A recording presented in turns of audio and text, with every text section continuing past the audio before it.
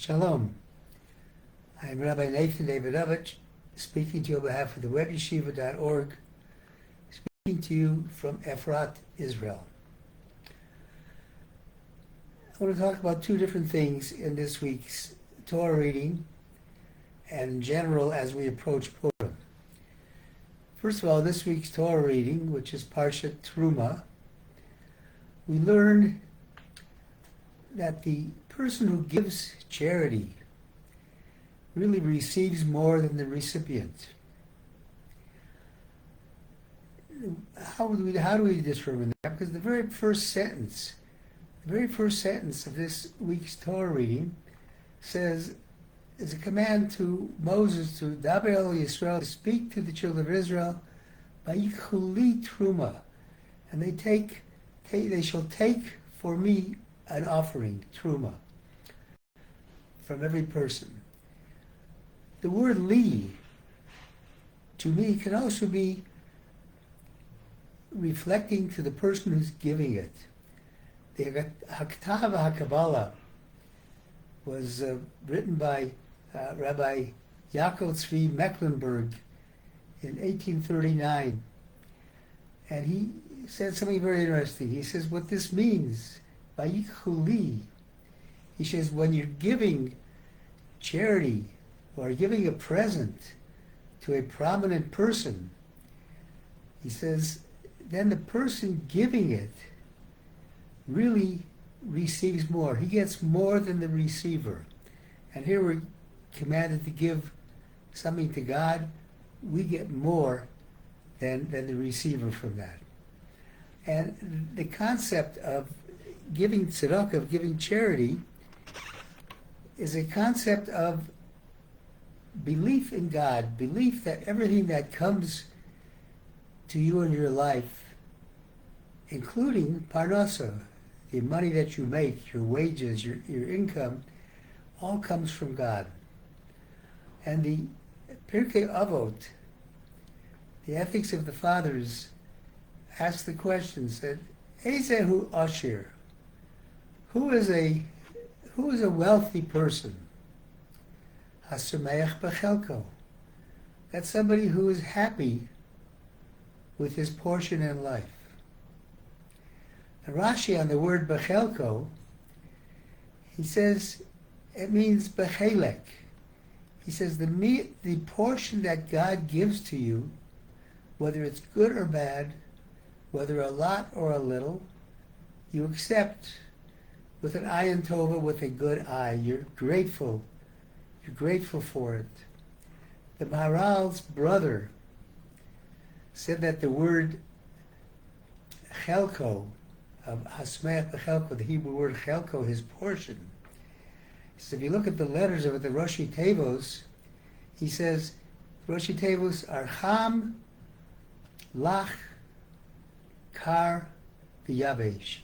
Hot, wet, cold, and dry. In other words, he's saying a person has to be happy with whatever Hashem sends his way.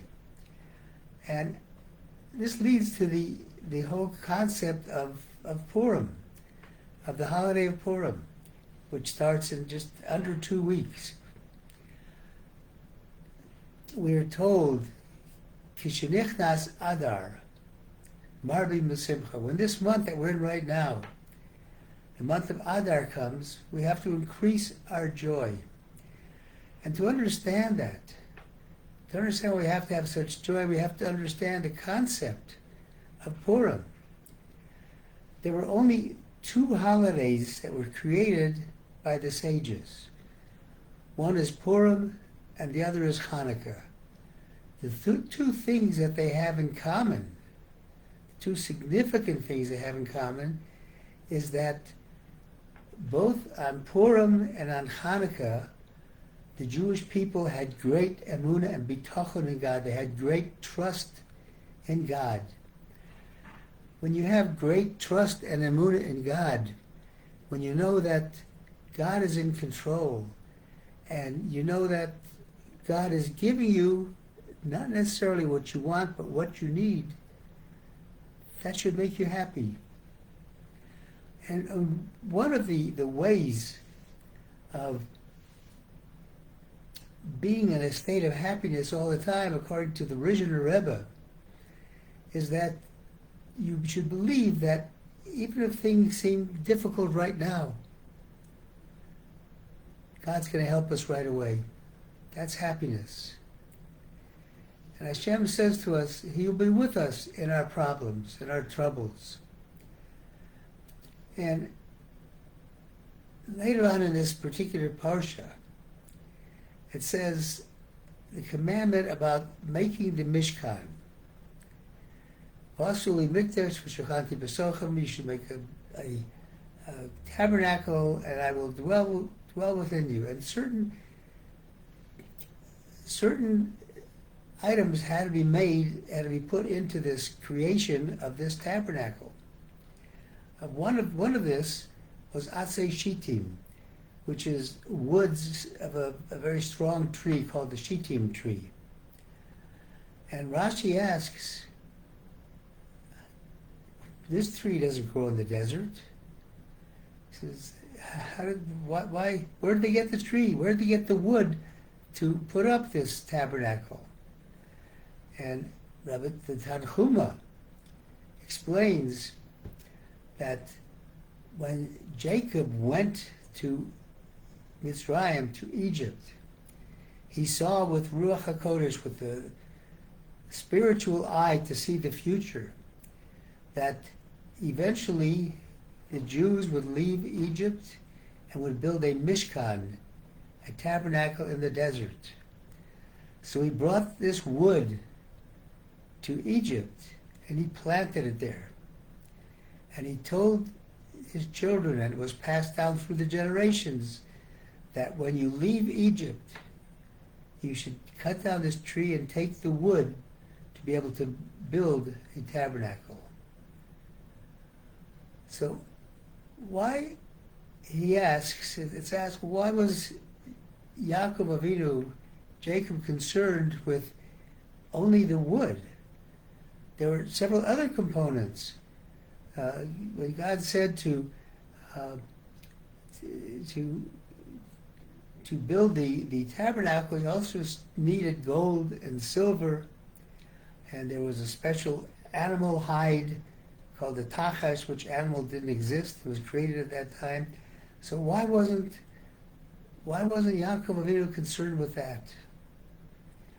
And we know that in the desert, God provided the Jews with all their needs. And in fact, the precious stones and the gold and the silver, when the manna fell, that also fell with them. So they had that. And this animal was created.